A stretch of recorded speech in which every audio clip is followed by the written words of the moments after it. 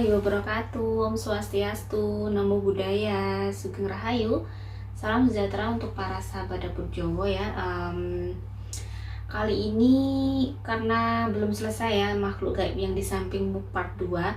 Jadi masih nyampe kayaknya Leo ya. Tadi saya lihat dan Virgo, Scorpio, Libra sama Sagittarius belum.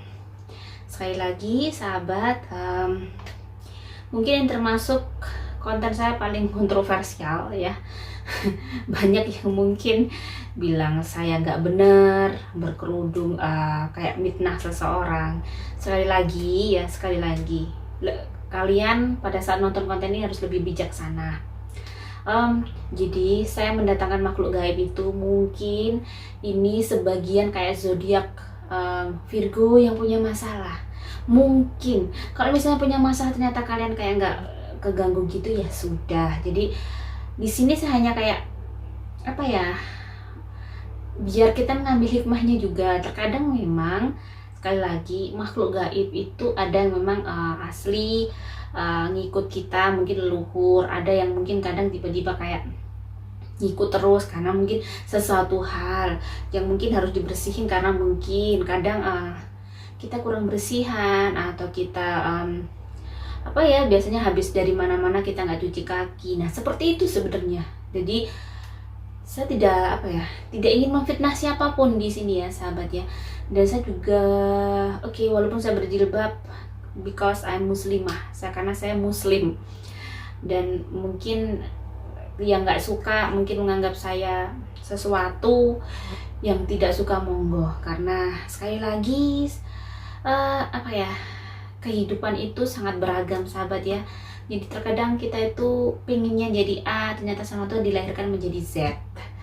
Kadang andaikan kita bisa memilih seperti saya menjadi seperti ini, ya sudahlah, sudah dari kecil begini, mau di ngapa-ngapain juga, mau di gimana-gimana ya sudah nerima takdirnya.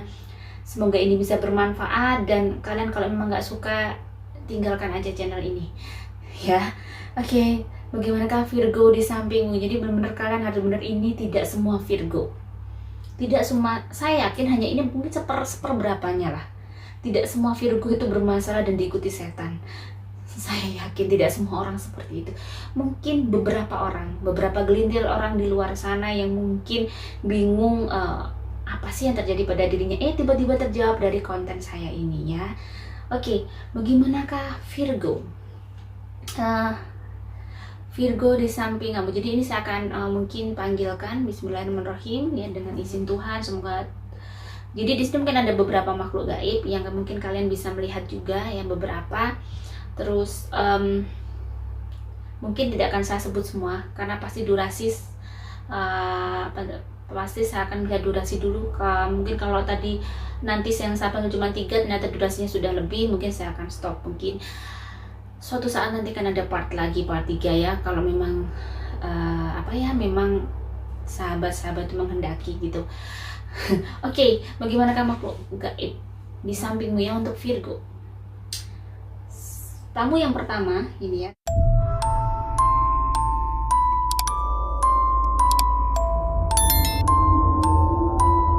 Tamu yang pertama ini yang hadir di sini. Saya lihat sepertinya Kunti yang bertaring, Virgo. Jadi Kunti itu ternyata memang macam-macam sahabat. Kalau yang bertaring itu biasanya yang agak kejam. Jadi Kunti itu kan biasanya yang agak Chinese kayak film-film hantu yang itu pernah, yang apa itu, film Cina yang rambut panjang itu biasanya memang seperti itu ya. Kalau Kunti itu mungkin yang kunti seperti itu yang model biasanya di TV-TV, rambut panjang, pakai baju putih, itu memang dia yang sebenarnya dia kayak paling kalau goda kita, kalau pengen menghantui kita paling cuma diam gini kan, dari kejauhan gitu, kita aja udah kebirit-birit nih. Kalau yang ini lebih ke kayak ini ada taringnya si Kunti ini. Ini umurnya sudah ratusan tahun sahabat. Jadi dia bertaring. Dia benar-benar sangat kayak pemarah banget, dan dia itu kayak bisa menyerupai seseorang nih. Ini kasus kemarin saya tuh pas ke Kediri, dilelah rumahnya itu, tiba-tiba biasanya saya kesana tuh nggak ada itu.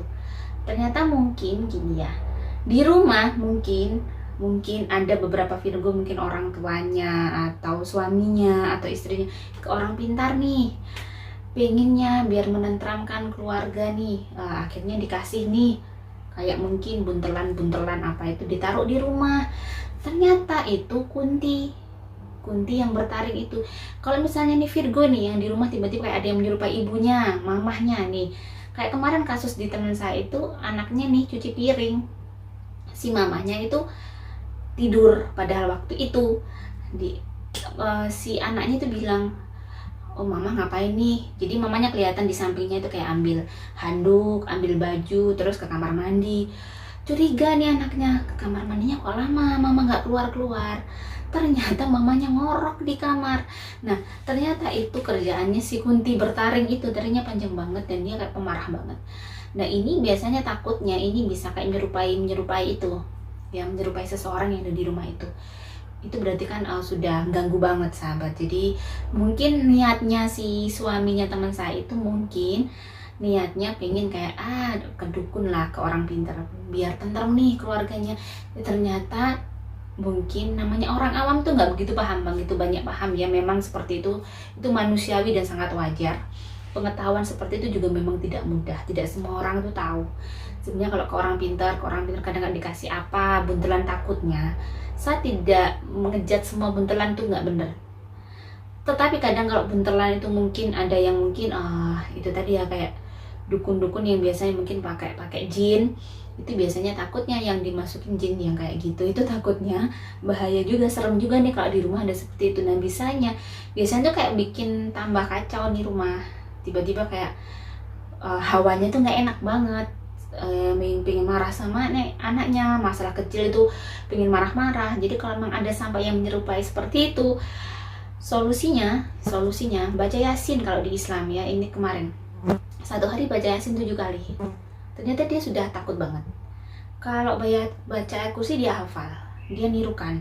Kalau Yasin itu dengan 1 kali tapi 7 kali. Misalnya di agama lain nih ada, misalnya agama Budaya, beberapa saat ada klien kemarin itu kalau di Buddha mantra namanya ya, baca mantra, doa itu namanya mantra. Itu saya bisa kayak ini jam sekian dibaca, ternyata juga bisa bikin healing healing terapi untuk rumahnya. Jadi bisa gitu. Jadi itu tadi bahwa sebenarnya semua itu bisa kita lakukan sendiri sahabat, karena kita di agama kita itu kan kayak dikasih tuntunan tuh macam-macam. Jadi kalau kita memang pintar-pintar memanfaatkan, itu tadi kita ngelakuin sendiri, kita bisa kayak healing rumah kita setiap hari sebenarnya. Jadi ya biar energi positifnya bagus terus. Jadi kalau di rumah itu kita adem, energi positifnya bagus, walaupun di sekitar itu ada kayak kunti, ada gendero, itu nggak akan bisa masuk sebenarnya. Makanya kita harus benar-benar setiap hari benar-benar adem. Kita kayak baca Alkitab, baca kitab suci ya, Al-Quran, Alkitab atau Wedat, biar lebih positif. Jadi untuk memagari rumah kita agar selalu dengan energi positif, biar seperti itu juga tidak masuk gitu ya. Jadi itu tadi, hati-hati ya dengan kunti yang bertaring itu, benar-benar cepat harus didoain sahabat ya, karena itu bikin kacau rumah kalian. Oke, bagaimana dengan yang kedua? Beberapa Virgo, ingat ya, yang kedua ini, wow, ini kayak ini Betara Karang ya, yang bentuknya, tapi kok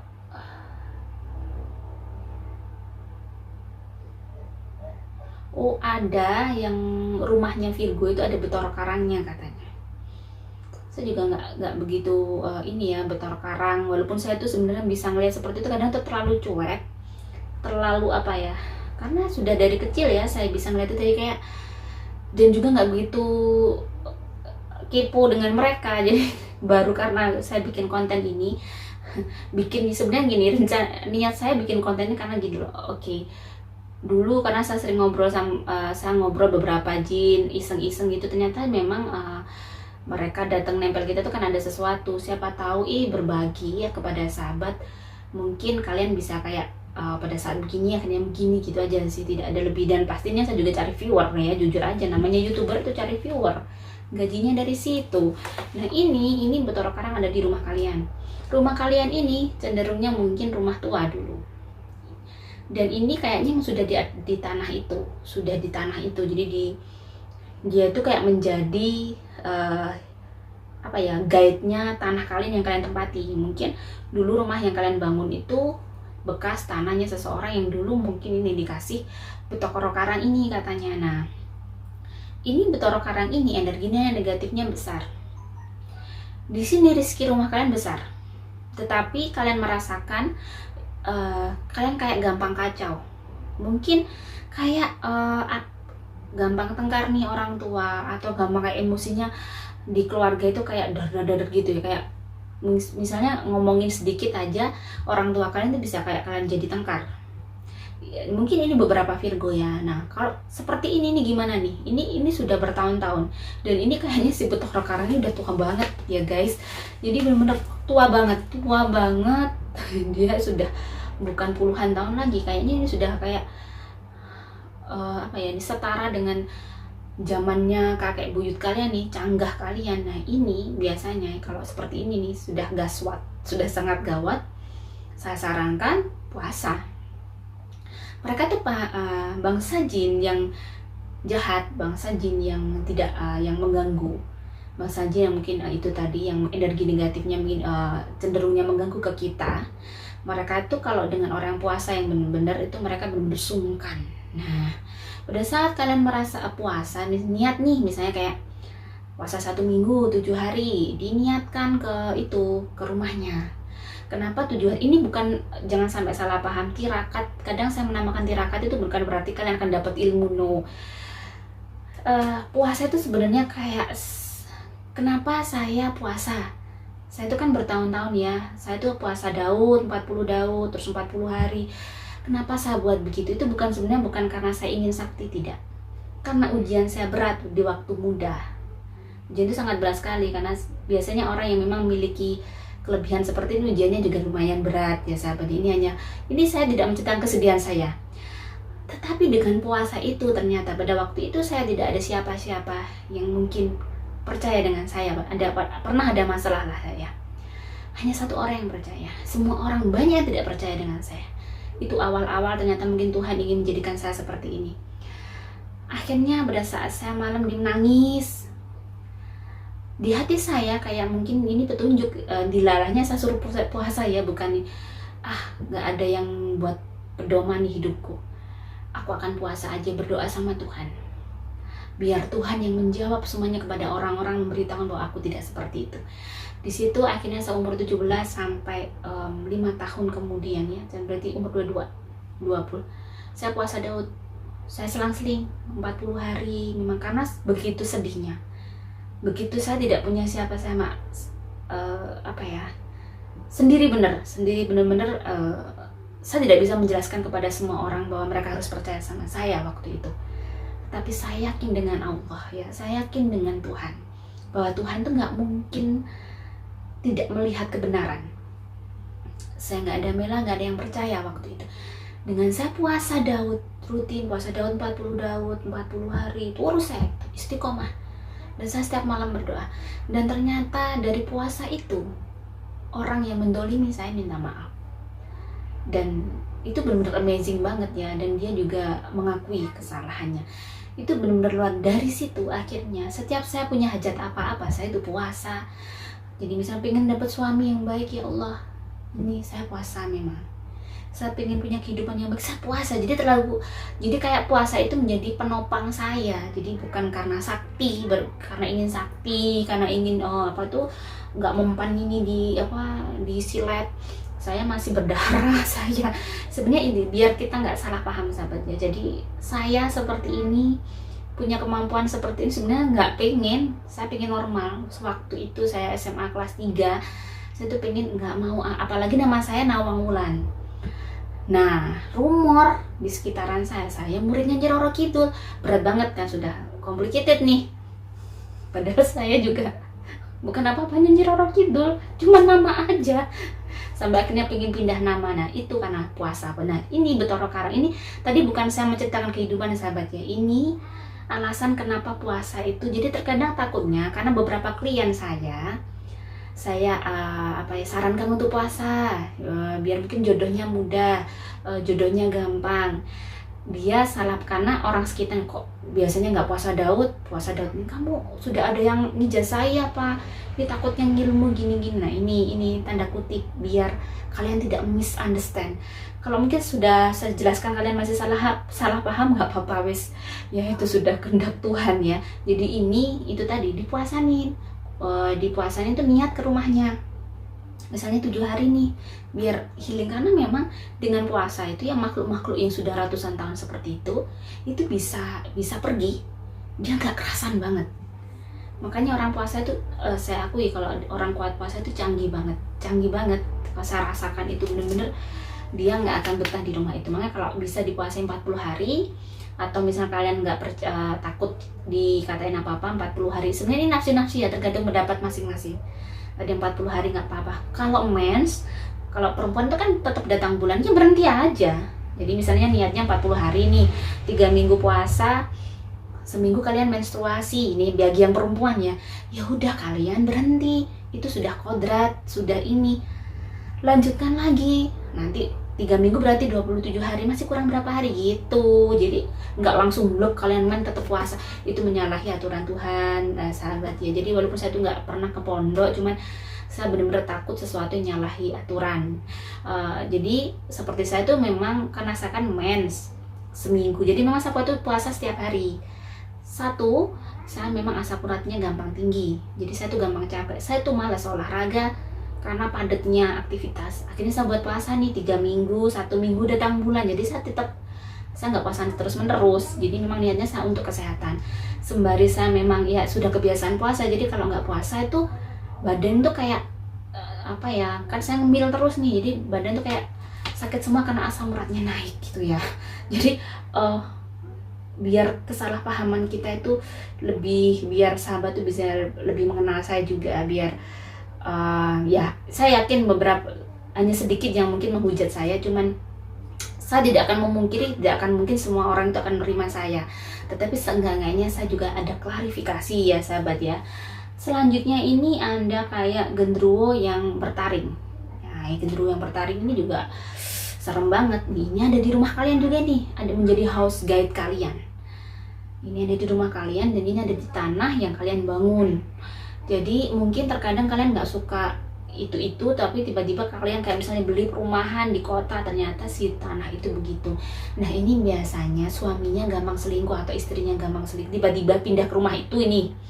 Ini tidak semua Virgo ya, tiba-tiba pada saat pindah ke rumah itu adalah permasalahan, tiba-tiba si suami selingkuh, tergoda dengan perempuan lain, atau si istri tergoda dengan laki-laki lain yang mungkin notabene-nya sebelum pindah ke rumah itu kalian baik-baik aja.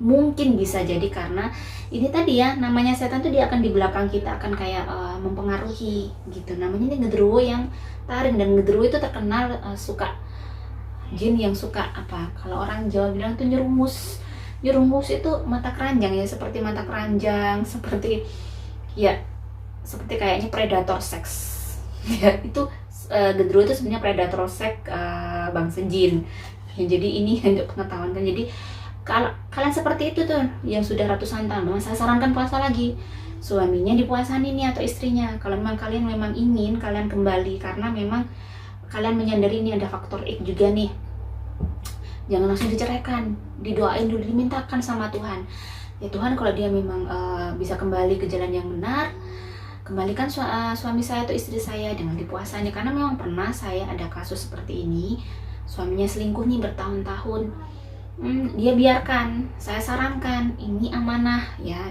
namanya suami itu kan amanah ya, karena dia sudah bersama kita, apapun dia itu kan tanggung jawab kita juga ya. Tanggung jawab kita kalau sebagai seorang istri gimana? Pada saat suami salah jalan, didoakan dulu.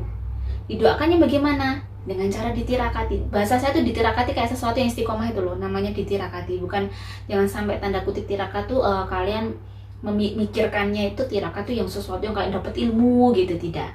Itu hanya bahasa saya tirakat. Orang Jawa itu kan gitu, tirakat, gampang uripe. Jadi maksudnya itu do something yang continue dan tidak terputus gitu loh. Yang kenapa misalnya dipuasani nih, di puasa nih sampai 40 hari si orang seperti ini nih ya. Atau Daud aja biar tidak kontroversial ya. Kalau di agama Islam memang yang disarankan Daud biar tidak kontroversial. Sehari puasa, sehari tidak. Itu 40 Daud itu berarti 80 hari. Kalau kalian mens juga berhenti dong ya. Jadi pokoknya hitungannya itu 80 hari karena 1 hari puasa, 1 hari enggak. Itu ditujukan ke suaminya karena kalau memang itu faktor X nggak asli dari suaminya, tiba-tiba suaminya kayak dipengaruhi bangsa jin, itu bisa sembuh dan akan kembali beneran. Dan itu teman saya yang suaminya selingkuh 3 tahun itu, alhamdulillah tiba-tiba istrinya tuh kayak dapat hidayah. Saya kasih tahu ini amanah, kalau memang kamu nggak pengen suamimu gitu kan, pada saat suami kita suami atau istri mungkin kita tahu selingkuh, kita biarin misal, itu kan juga nggak akan baik untuk psikologis anak-anak kita, juga nggak akan berkah untuk keluarga kita. Berkah maksudnya gini, namanya berkah itu kan kedamaian, kenyamanan, kurang safety ya, kurang gitu. Jadi kalau kita doai, kalau memang kita niat pengen sama dia terus, jadi doai. Kalau memang tahu suaminya gitu terus nggak mau doi, mending minta cerai saya gitu. Karena jangan biarkan itu akhirnya menjadi kayak memori di anak-anaknya, nggak bagus juga gitu. Kalau masih cinta sama suami, didoakan, diusahakan. Karena saya yakin, saya tahu Tuhan tuh ngasih ujian, nggak mungkin kita nggak mampu. Cuman terkadang mindset kita aja yang bagaimana sih kita tuh bisa kayak agar kita tuh kayak dari Tuhan dikasih ujian tuh kadang kan kita berat banget. Sebenarnya kalau kita mau kayak itu tadi, kita melawannya dengan doa seperti yang saya lakukan dulu. Saya dulu sangat berat banget, tetapi alhamdulillah dengan saya continue, saya berdoa, saya benar-benar memang positif sama Allah. Nggak mungkin nih Allah ngasih seperti ini, mungkin aku akan menjadi something di sesuatu. Walaupun menangis ya, setiap malam nangis, nelongso pastinya ya, tetapi dengan puasa itu ternyata alhamdulillah benar-benar ada miracle datang yang mungkin kayak saya tuh nggak akan pernah bayangin itu seperti itu terjadi. Dan disitulah kebenaran yang kayaknya terungkap semua. Jadi dengan hari puasa dan Tuhan tuh kayak dengan cara Tuhan yang gak akan pernah kita tahu. Nah itu ya sahabat, maaf kalau saya mungkin ngomongnya banyak ya tadi, siapa tahu ini bisa jadi kayak bahan untuk kalian. Kadang mungkin kita akan bisa belajar dari kehidupan orang lain, karena sebenarnya di depan kita, di sekitar kita itu adalah banyak kehidupan yang mungkin pelajaran dari Tuhan yang kadang kita tuh perlu mempelajari juga dan menganalisa untuk kita bisa hidup di dunia ini dengan baik. Dan karena durasi sudah mau setengah jam, jadi saya mohon maaf. Selanjutnya adalah Libra ya.